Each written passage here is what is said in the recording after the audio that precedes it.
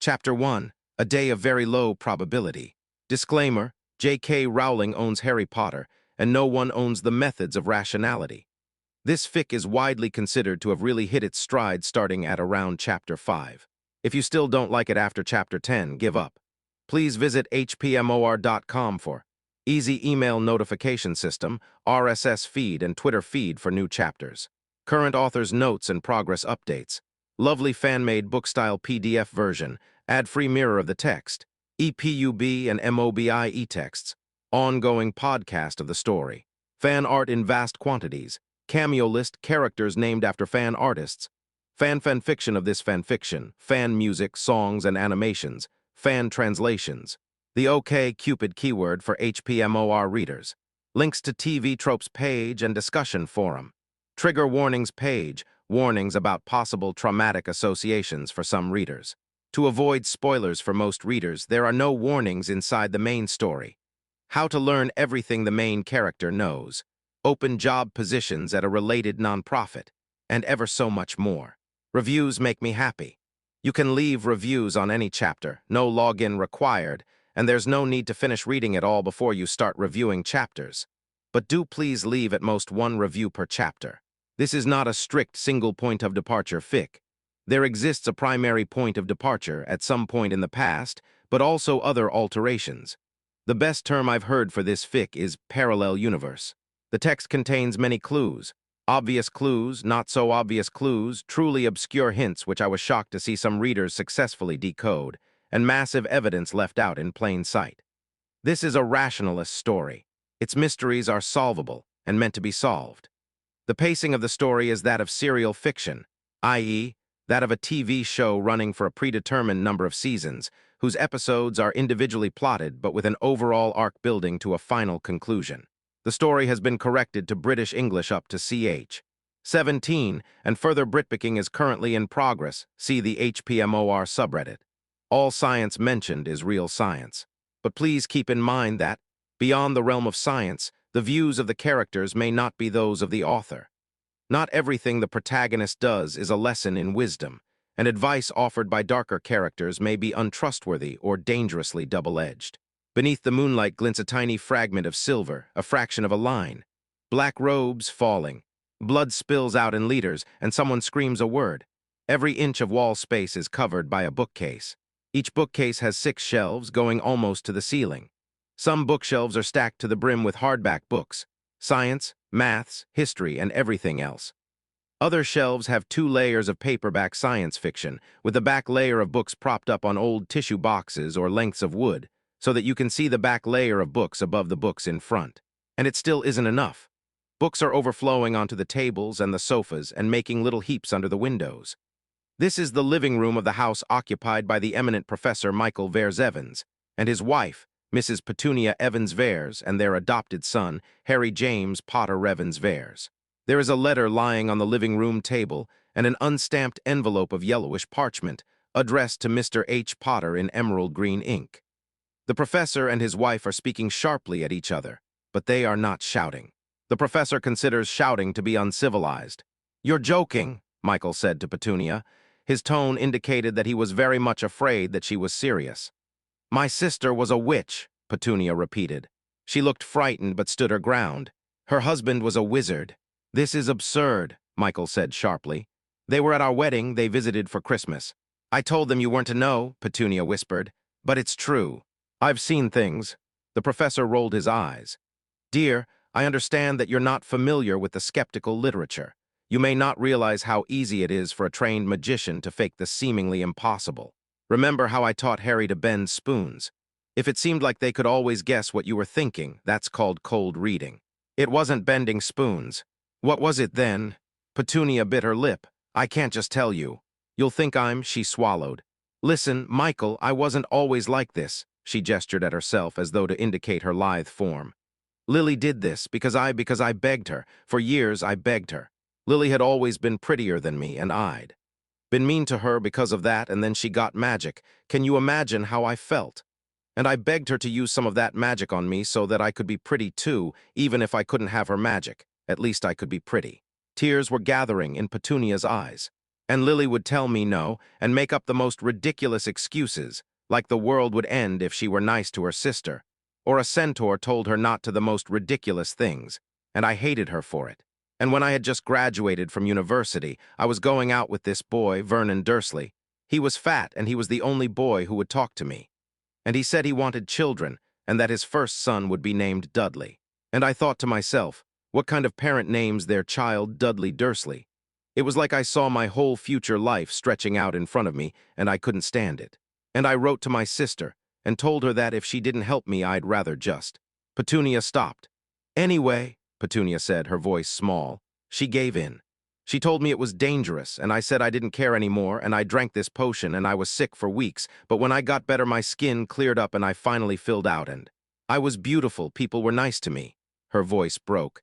And after that, I couldn't hate my sister anymore, especially when I learned what her magic brought her in the end. Darling, Michael said gently, you got sick. You gained some weight while resting in bed, and your skin cleared up on its own.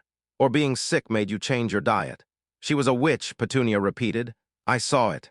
Petunia, Michael said. The annoyance was creeping into his voice. You know that can't be true. Do I really have to explain why? Petunia wrung her hands. She seemed to be on the verge of tears. My love, I know I can't win arguments with you, but please, you have to trust me on this. Dad, Mum. The two of them stopped and looked at Harry as though they'd forgotten there was a third person in the room. Harry took a deep breath. Mum, your parents didn't have magic, did they? No, Petunia said, looking puzzled. Then no one in your family knew about magic when Lily got her letter. How did they get convinced? Ah, Petunia said. They didn't just send a letter, they sent a professor from Hogwarts. Petunia's eyes flicked to Michael. He showed us some magic. Then you don't have to fight over this, Harry said firmly, hoping against hope that this time, just this once, they would listen to him. If it's true, we can just get a Hogwarts professor here and see the magic for ourselves, and Dad will admit that it's true. And if not, then Mum will admit that it's false. That's what the experimental method is for, so that we don't have to resolve things just by arguing. The professor turned and looked down at him, dismissive as usual. Oh, come now, Harry. Really, magic? I thought you'd know better than to take this seriously, son, even if you're only 10. Magic is just about the most unscientific thing there is. Harry's mouth twisted bitterly. He was treated well, probably better than most genetic fathers treated their own children. Harry had been sent to the best primary schools, and when that didn't work out, he was provided with tutors from the endless pool of starving students. Always Harry had been encouraged to study whatever caught his attention, bought all the books that caught his fancy, sponsored in whatever maths or science competitions he entered. He was given anything reasonable that he wanted, except, maybe, the slightest shred of respect. A doctor teaching biochemistry at Oxford could hardly be expected to listen to the advice of a little boy. You would listen to show interest, of course. That's what a good parent would do, and so, if you conceived of yourself as a good parent, you would do it.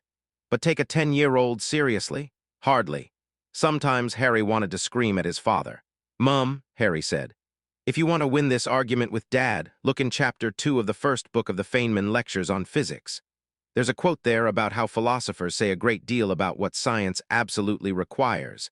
And it is all wrong, because the only rule in science is that the final arbiter is observation, that you just have to look at the world and report what you see. Off the top of my head, I can't think of where to find something about how it's an ideal of science to settle things by experiment instead of arguments. His mother looked down at him and smiled. Thank you, Harry. But her head rose back up to stare at her husband. I don't want to win an argument with your father. I want my husband to listen to his wife who loves him and trust her just this once. Harry closed his eyes briefly. Hopeless, both of his parents were just hopeless. Now his parents were getting into one of those arguments again, one where his mother tried to make his father feel guilty, and his father tried to make his mother feel stupid. I'm going to go to my room, Harry announced. His voice trembled a little. Please try not to fight too much about this, Mum, Dad. We'll know soon enough how it comes out right. Of course, Harry, said his father, and his mother gave him a reassuring kiss, and then they went on fighting while Harry climbed the stairs to his bedroom. He shut the door behind him and tried to think.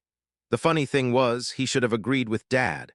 No one had ever seen any evidence of magic, and according to Mum, there was a whole magical world out there. How could anyone keep something like that a secret? More magic. That seemed like a rather suspicious sort of excuse. It should have been a clean case for Mum joking, lying, or being insane, in ascending order of awfulness. If Mum had sent the letter herself, that would explain how it arrived at the letterbox without a stamp. A little insanity was far, far less improbable than the universe really working like that. Except that some part of Harry was utterly convinced that magic was real, and had been since the instant he saw the putative letter from the Hogwarts School of Witchcraft and Wizardry. Harry rubbed his forehead, grimacing. "Don't believe everything you think," one of his books had said. But this bizarre certainty. Harry was finding himself just expecting that, yes, a Hogwarts professor would show up and wave a wand and magic would come out. The strange certainty was making no effort to guard itself against falsification. Wasn't making excuses in advance for why there wouldn't be a professor, or the professor would only be able to bend spoons. Where do you come from, strange little prediction? Harry directed the thought at his brain. Why do I believe what I believe? Usually Harry was pretty good at answering that question, but in this particular case, he had no clue what his brain was thinking. Harry mentally shrugged. A flat metal plate on a door affords pushing, and a handle on a door affords pulling, and the thing to do with a testable hypothesis is to go and test it. He took a piece of lined paper from his desk and started writing. "Dear Deputy Headmistress." Harry paused, reflecting, then discarded the paper for another, tapping another millimeter of graphite from his mechanical pencil. This called for careful calligraphy. "Dear Deputy Headmistress Minerva McGonagall, or whomsoever it may concern, I recently received your letter of acceptance to Hogwarts, addressed to Mr. H. Potter. You may not be aware that my genetic parents, James Potter and Lily Potter, formerly Lily Evans, are dead. I was adopted by Lily's sister, Petunia Evans-Veres, and her husband, Michael Veres-Evans. I am extremely interested in attending Hogwarts, conditional on such a place actually existing. Only my mother Petunia says she knows about magic, and she can't use it herself. My father is highly skeptical. I myself am uncertain. I also don't know where to obtain any of the books or equipment listed in your acceptance letter. Mother mentioned that you sent a Hogwarts representative to Lily Potter, then Lily Evans, in order to demonstrate to her family that magic was real, and I presume help Lily obtain her school materials. If you could do this for my own family, it would be extremely helpful. Sincerely, Harry James Potter Evans-Veres. Harry added their current address, then folded up the letter and put it in an envelope which he addressed to Hogwarts. Further consideration led him to obtain a candle and drip wax onto the flap of the envelope, into which, using a penknife's tip, he impressed the initials HJPV. If he was going to descend into this madness, he was going to do it with style. Then he opened his door and went back downstairs. His father was sitting in the living room and reading a book of higher maths to show how smart he was. And his mother was in the kitchen preparing one of his father's favorite meals to show how loving she was. It didn't look like they were talking to one another at all. As scary as arguments could be, not arguing was somehow much worse. "Mum," Harry said into the unnerving silence, "I'm going to test the hypothesis. According to your theory, how do I send an owl to Hogwarts?" His mother turned from the kitchen sink to stare at him, looking shocked. I don't know. I think you just have to own a magic owl." That should have sounded highly suspicious. Oh, so there's no way to test your theory then. But the peculiar certainty in Harry seemed willing to stick its neck out even further. "Well, the letter got here somehow," Harry said, "so I'll just wave it around outside and call 'Letter for Hogwarts' and see if an owl picks it up. Dad, do you want to come and watch?" His father shook his head minutely and kept on reading.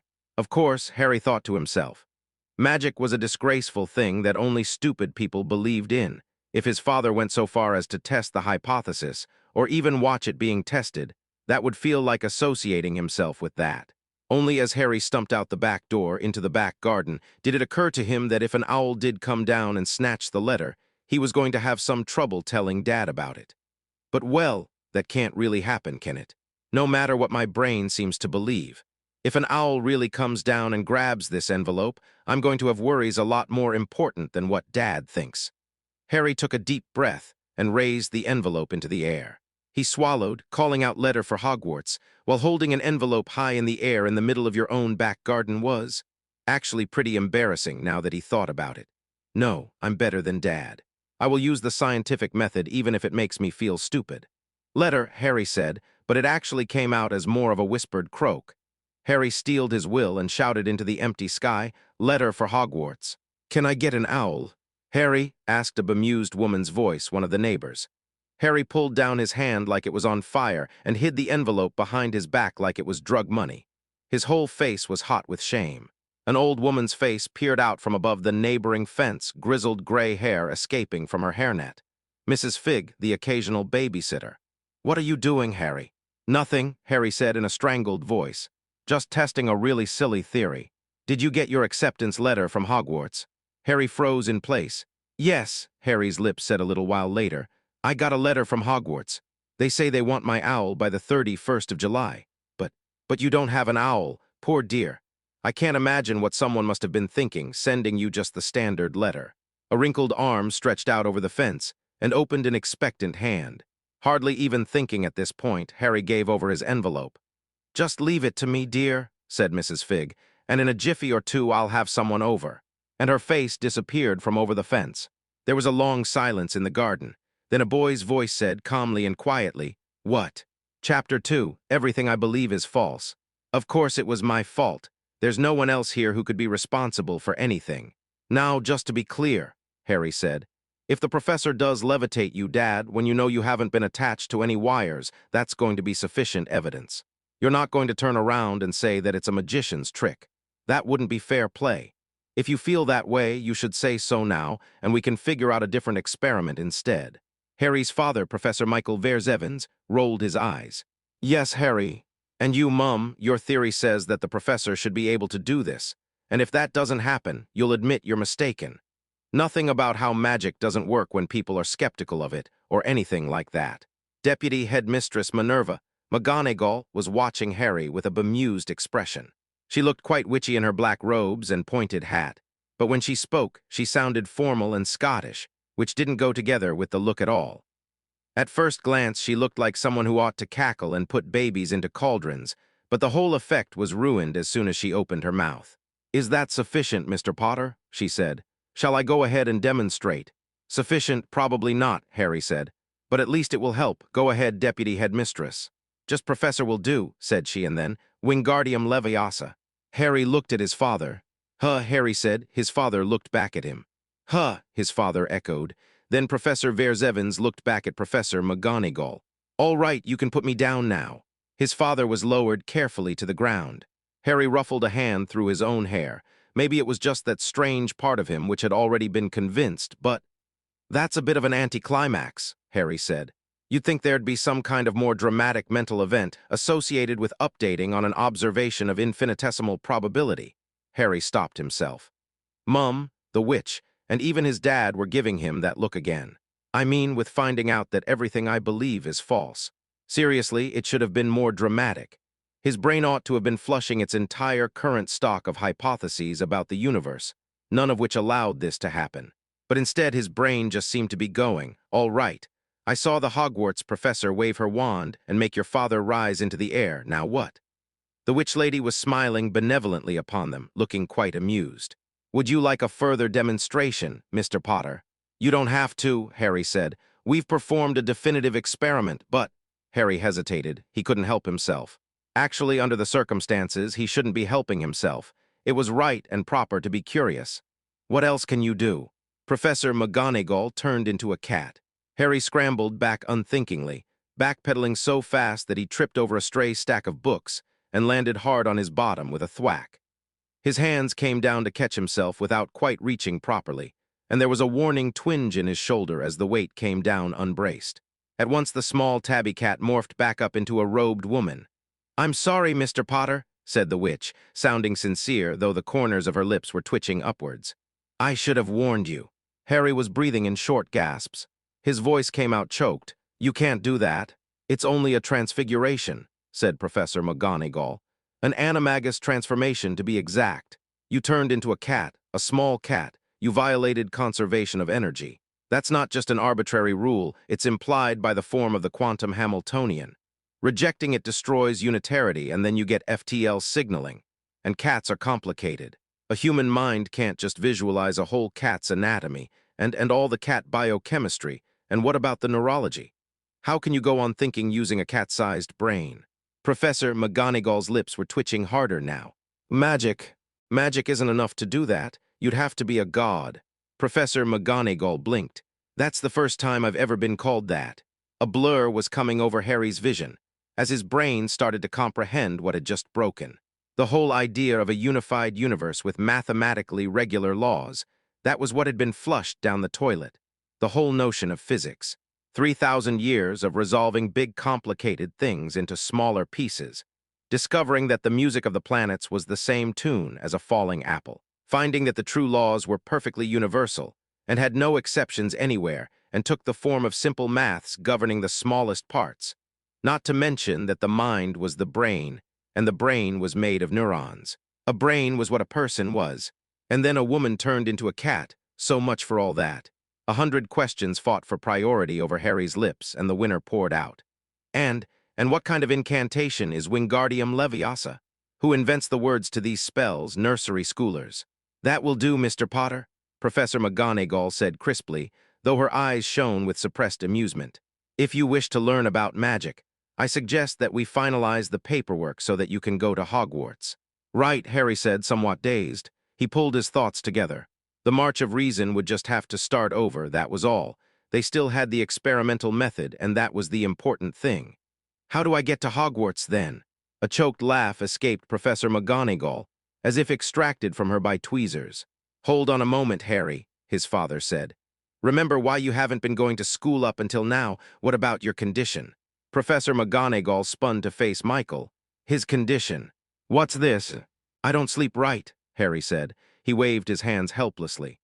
My sleep cycle is 26 hours long. I always go to sleep 2 hours later every day. I can't fall asleep any earlier than that. And then the next day I go to sleep 2 hours later than that. 10 p.m., 12 a.m., 2 a.m., 4 a.m., until it goes around the clock. Even if I try to wake up early, it makes no difference, and I'm a wreck that whole day.